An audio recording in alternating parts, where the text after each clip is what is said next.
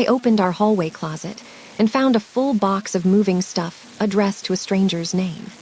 It was June 1st lease day for $3 billion at 42 Elmscent, and I went to grab the spare vacuum from the closet and found a U-Haul box labeled Maya Ortiz, a half-packed IKEA lamp, and a printed sublease dated May 20th that had my roommate Claire's signature, but not mine.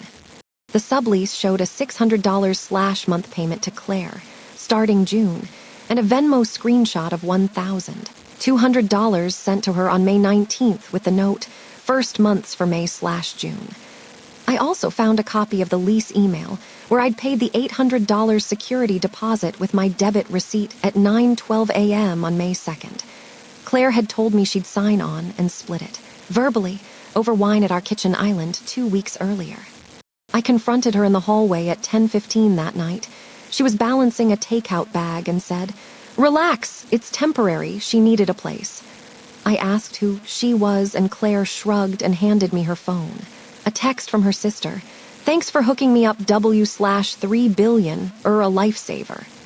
That's when something clicked. Claire never told me she'd sublet. She used our address, my deposit, and my name on the lease as cover while collecting rent from her sister and a friend. I felt used and panicked.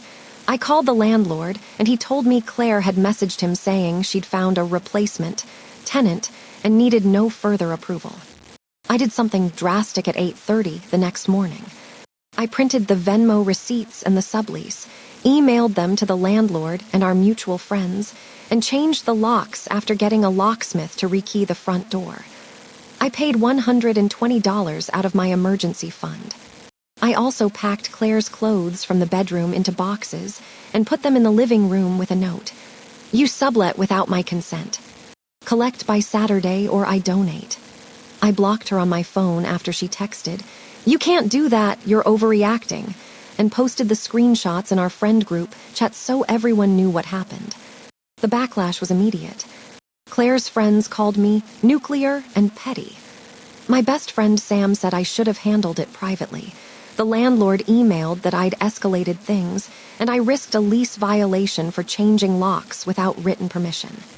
Claire's sister posted to the group chat that I embarrassed the family, and my mom called crying about reputation because Claire is still in the same law firm's office holiday party circles. I know I cost myself a $120 locksmith fee and maybe my standing with the landlord, but I couldn't be the person paying $800 and sleeping next to strangers' boxes while Claire pocketed rent. I told Claire in a voicemail, "You don't get to use my name and my deposit as a bank." I returned the $800 deposit receipt to the landlord and demanded a formal lease amendment putting only my name on the agreement.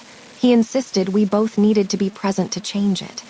I left a voicemail for Claire asking her to remove her sister's things and refund the $1,200 she took. Nobody has agreed to meet. Friends are split and my phone's been buzzing for 3 days.